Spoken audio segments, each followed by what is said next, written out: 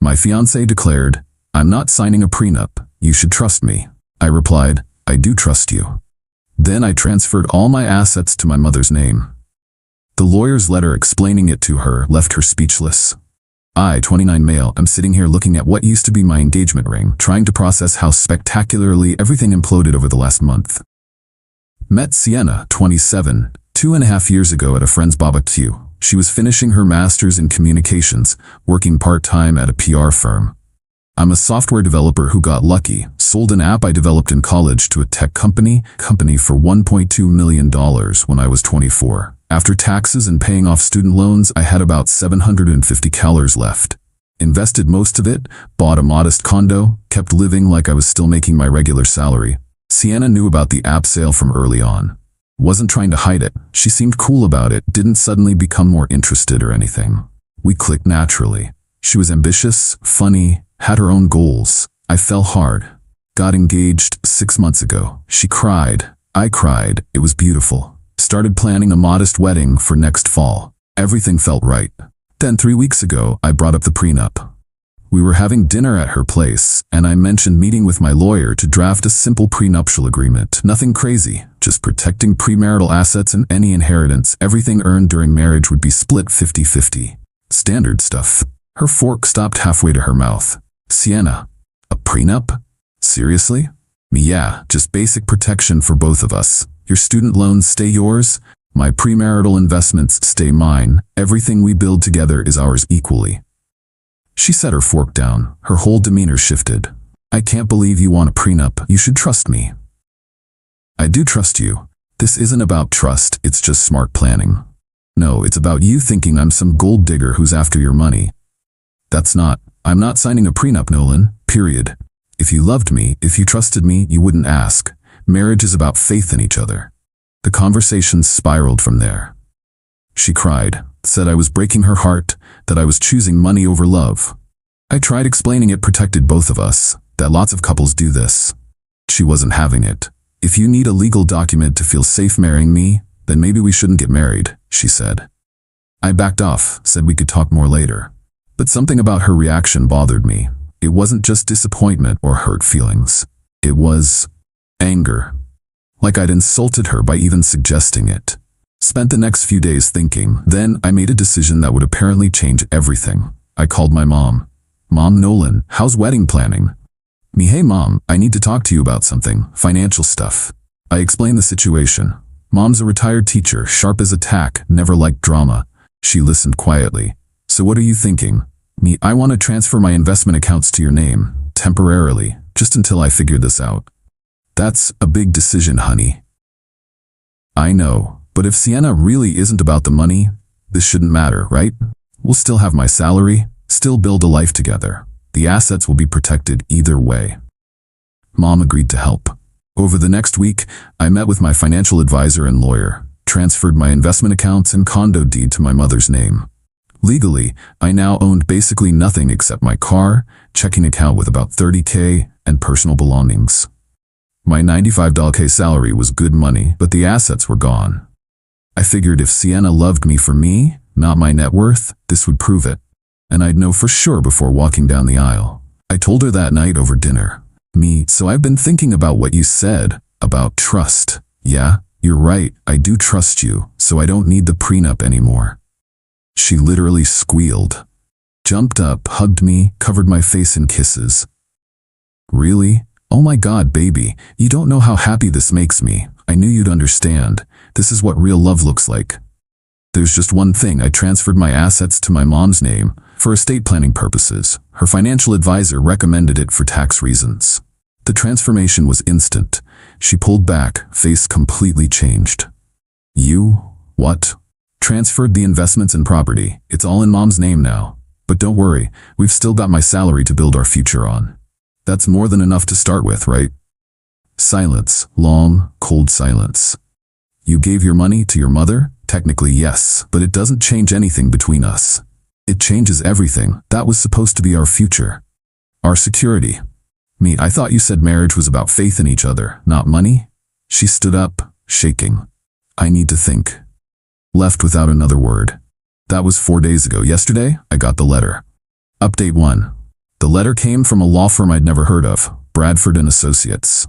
My hands were steady as I opened it, but my mind was racing. It was something else. Dear Mr. Morrison, we represent Miss Sienna Walsh in regard to your recent financial misconduct and fraudulent property transfers.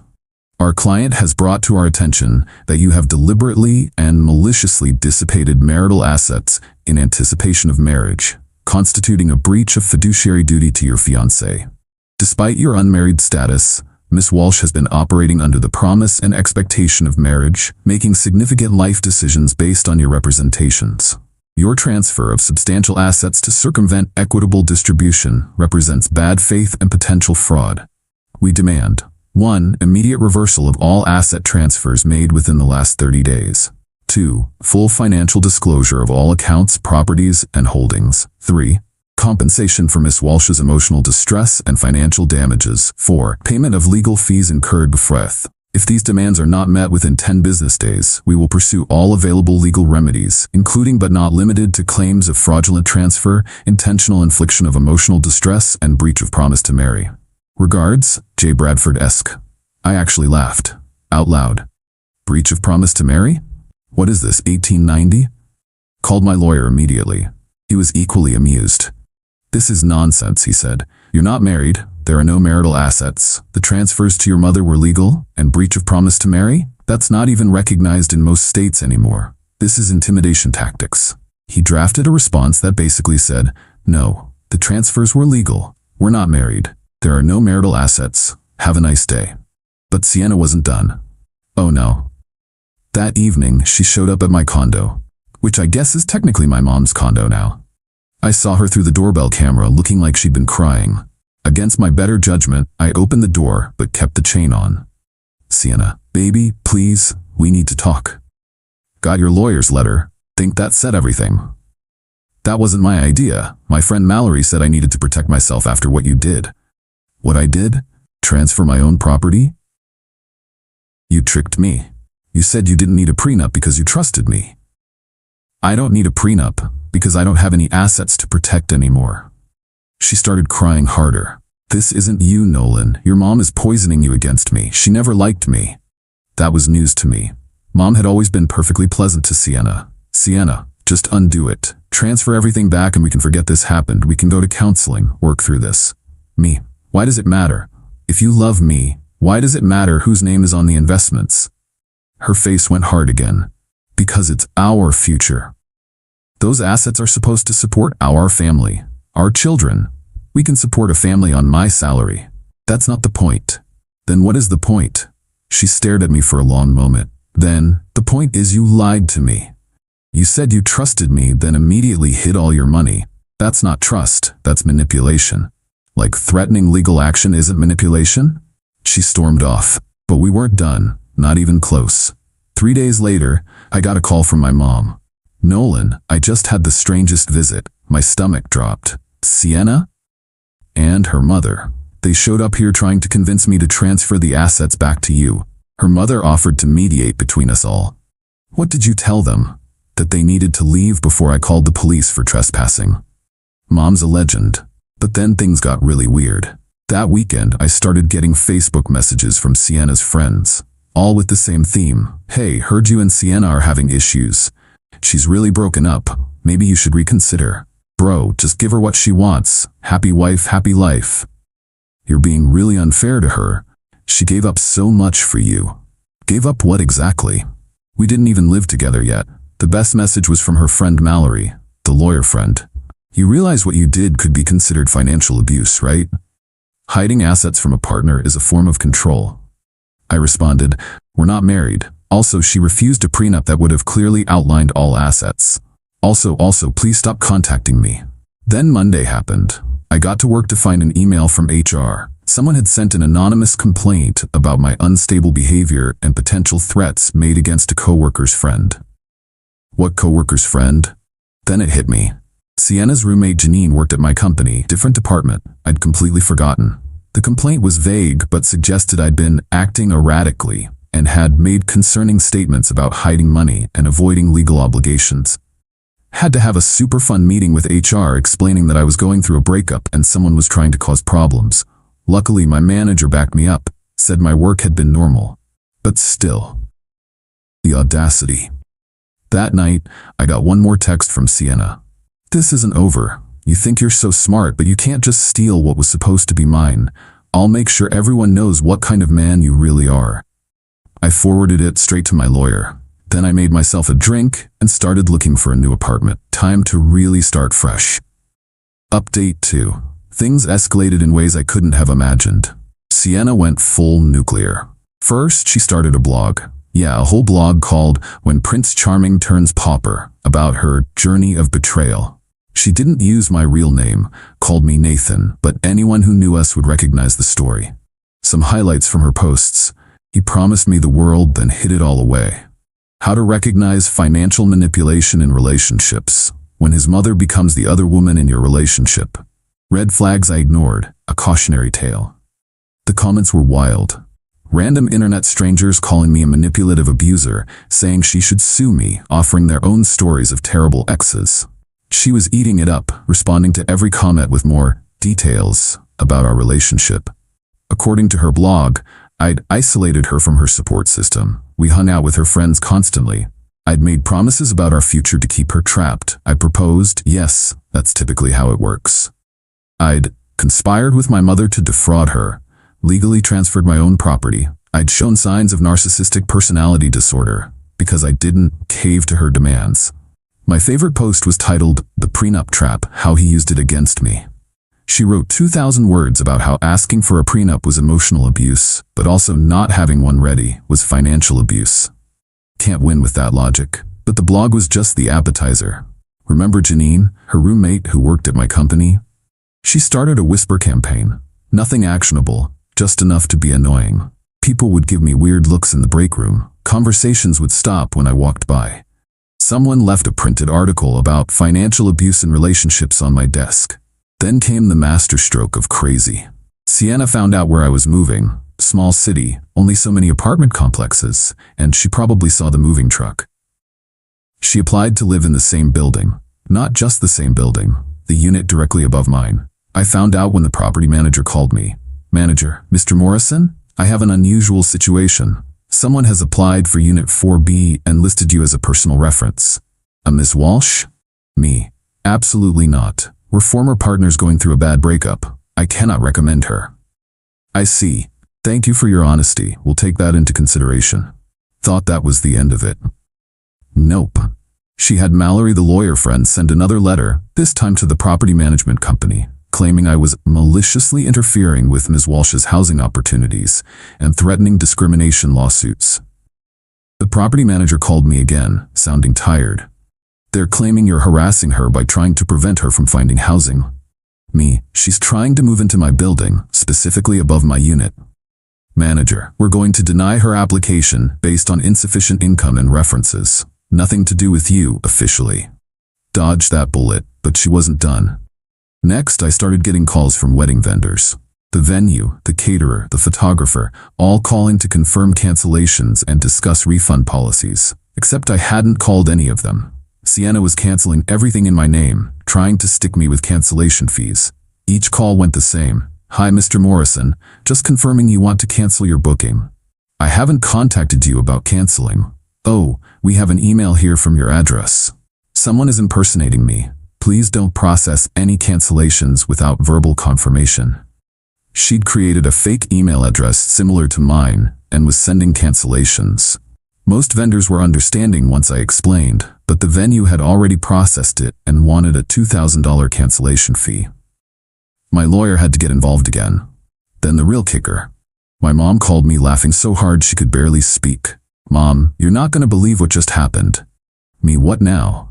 Sienna's father just called me. He wants to have a man-to-man talk with you about doing right by his daughter. You're kidding. Nope, he said, and I quote, real men take care of their women and don't play games with money. So I asked him why his daughter refused to sign a prenup if she wasn't interested in money. Me, what did he say? Mom, he hung up, but not before calling me a meddling witch. The next day, I got a LinkedIn notification. Sienna had endorsed me for skills like manipulation, deception, and financial abuse. Real professional. Screenshots went straight to the lawyer folder. But the universe has a sense of humor. While all this was happening, I got a call from my financial advisor. Advisor, Nolan, thought you should know that tech stock you bought 3 years ago? The company just got acquired. Your mom's portfolio just increased by about $400,000. The irony.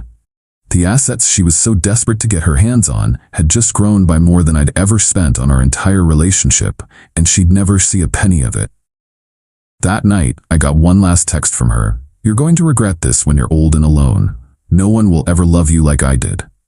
Replied, your version of love required a legal team. I'll take my chances. Blocked her number. Time to see what other crazies she had in store. Final update. The conclusion to this saga is more pathetic than dramatic, which honestly makes it perfect. After I blocked Sienna, she tried everything to get my attention. Created fake numbers to text me, had friends reach out, even sent a handwritten letter to my office. The letter was 12 pages of rambling about how I'd destroyed her ability to trust and stolen her dreams. Girl had a real gift for projection. But then karma came calling in the most mundane way possible. Remember that blog she started? When Prince Charming turns pauper? Well, someone at her PR firm found it. Turns out writing detailed blog posts about your personal life during work hours, using company computers, and discussing ongoing legal matters doesn't reflect well on a PR professional who's supposed to understand discretion and image management. She got fired, not for the blog itself, but for 1. Time theft, posting during work hours. 2. Using company resources for personal activities. 3. Bringing negative attention to the firm. Some clients had seen the blog. 4. Demonstrating poor judgment, inappropriate for client-facing roles. Found this out through LinkedIn when she suddenly updated her status to seeking new opportunities in PR/communications.